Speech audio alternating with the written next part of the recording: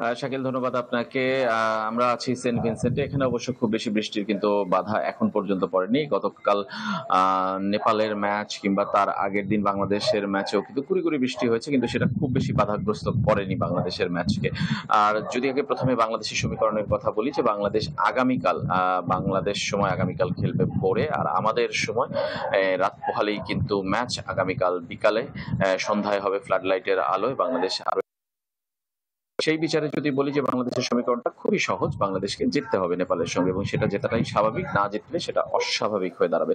আর জিতলে আর কোনো সমীকরণই নেই, বাংলাদেশ পৌঁছে যাবে সুপার এইটে। যেটুকু একটু সুতার জন্য আটকে আছে যদি আমি বলি, আনুষ্ঠানিকভাবে বলাই যায় যে বাংলাদেশ চলে যাবে, কিন্তু আনুষ্ঠানিকতা অঙ্কের হিসাব সেই জায়গাটা কিন্তু আটকে আছে। আর সেই আটকে আছে আরেকটা দল, নেদারল্যান্ডসের কারণে। নেদারল্যান্ডস প্রায় একই সময় 1 ঘন্টার ব্যবধানে খেলবে শ্রীলঙ্কার সাথে। বিশ্বমানের থার্মিক্স রড, সালাম স্টিল থার্মিক্স, দেশের একমাত্র থার্মিক্স রড।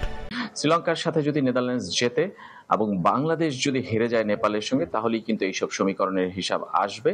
দুই দলেরই পয়েন্ট তখন 4 হবে, এবং তখন রান রেটের হিসাব আসবে। এবং রান রেটে কিন্তু বাংলাদেশ বর্তমান অবস্থায় এগিয়ে আছে, কিন্তু হেরে গেলে তাদের রান রেট কমে যাবে, এবং নেদারল্যান্ডস জিতলে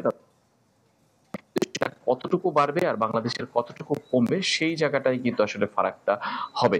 এবং বাংলাদেশ এই মুহূর্তে আমি যদি বলি 0.8 ব্যবধানে এগিয়ে আছে নেদারল্যান্ডসের চেয়ে। প্রথমে নেদারল্যান্ডসকে হারতে হবে শ্রীলঙ্কার কাছে, সেটা একটা বড় ঘটনাই বলতে হবে। যদি হয় বাংলাদেশ নেপালের কাছে হারতে হবে, সেটা বড় অঘটন বলতে হবে আমার কাছে বিশ্বকাপের।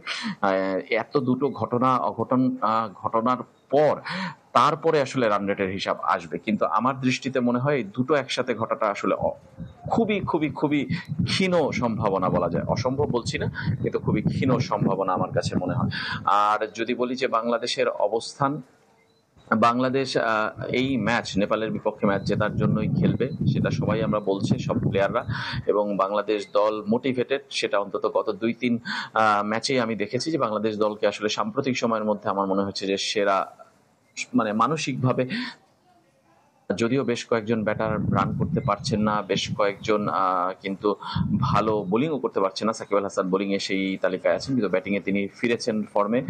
লিটন দাস, নাজমুল হোসেন শান্ত, সৌম্য সরকার কিংবা তানজিদ হাসান তামিম, তারা কেউই কিন্তু ভালো ইনিংস খেলতে পারছে না। সেই জায়গায় চিন্তার কারণ আছে।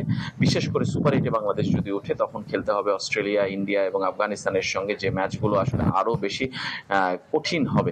যে ম্যাচগুলো নেদারল্যান্ডস, নেপালের মতো দলের বিপক্ষে আসলে ছিল, তার চেয়ে অনেক অনেক কঠিন হবে। সেই বিচারে বাংলাদেশের জন্য খুবই কঠিন পরীক্ষা অপেক্ষা করছে বলে আমরা মনে করি।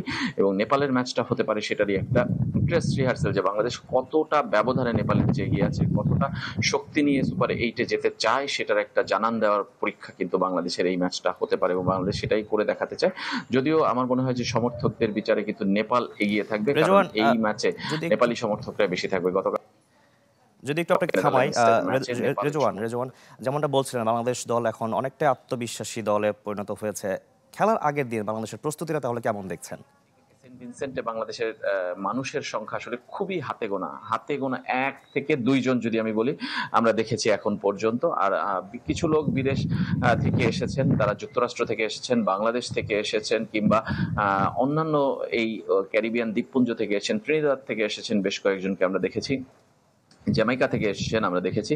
তারা হয়তো বা এই ম্যাচে থাকবেন, বাংলাদেশি যারা আছেন তারাও থাকবেন, কিন্তু সব মিলে আমার মনে হয় যে সংখ্যাটা 100-রও বেশি হবে না। 100 হবে কিনা আমার সন্দেহ আছে। তবে এখানে নেপালের বিপক্ষে বাংলাদেশের ম্যাচে আমি যদি বলি যে বাংলাদেশের পক্ষে,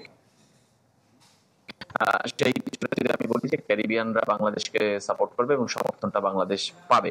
আর এবার আসি যদি একটু আপনার কথায়, যে আবহাওয়া, বৃষ্টি আসলে ভোগাচ্ছে। বিশেষ করে যুক্তরাষ্ট্রের ফ্লোরিডা ভেন্যুতে আমরা যদি বলি যে দুটো ম্যাচ কিন্তু পরিত্যক্ত হয়েছে, যুক্তরাষ্ট্র আয়ারল্যান্ড এবং আজকে ভারত কানাডা, দুটো ম্যাচ পরিত্যক্ত হয়েছে, এবং পাকিস্তানের ম্যাচ কিন্তু আরেকটা রয়েছে লাস্ট, সেটা কি হয় আমরা জানি না। যুক্তরাষ্ট্রে ভোগাচ্ছে, এবং ওই গ্রুপটাতে দুটো ম্যাচ কিন্তু পরিত্যক্ত হয়েছে, যে কারণে আসলে সব মিলে পাকিস্তানের বিদায় নিশ্চিত হয়ে গেছে, এবং যুক্তরাষ্ট্র কিন্তু পৌঁছে গেছে সুপার এইটে। দারুণ ঘটনা ঘটেছে। আজকে কানাডা মিস করেছে ভারতের সঙ্গে খেলা, সেটা তাদের জন্য একটা বড় পাওয়া হতো, ভারতের দলের বিপক্ষে খেলা। সুপার এইট সমীকরণে যদি বলি আমরা, শ্রীলঙ্কা বিদায় নিয়ে নিয়েছে, পাকিস্তান বিদায় নিয়ে নিয়েছে। ইংল্যান্ড একটা শঙ্কায় আছে। ইংল্যান্ডের বিদায় যদি আমরা বলি, অস্ট্রেলিয়ার হাতে নির্ভর করছে। অস্ট্রেলিয়া এই মুহূর্তে খেলছে স্কটল্যান্ডের সাথে। স্কটল্যান্ড জিতে গেলে কিন্তু অস্ট্রেলিয়া চলে যাবে, স্কটল্যান্ডও চলে যাবে, ইংল্যান্ড বিদায় নিয়ে নিবে। এটা একটা বড় অঘটন হবে এই বিশ্বকাপে, অন্য দলগুলোর মতোই। সব মিলিয়ে আসলে বিশ্বকাপটা জমে উঠেছে, এটা আমরা বলতেই পারি। শাকিল, বিশ্বকাপ অনেক জমে উঠেছে। ধন্যবাদ রেজওয়ান আপনাকে আমাদের সঙ্গে যুক্ত হওয়ার জন্য। দর্শক, সেন্ট ভিনসেন্ট থেকে যোগ দিয়েছিলেন আমাদের সহকর্মী রেজওয়ানুজ্জামান।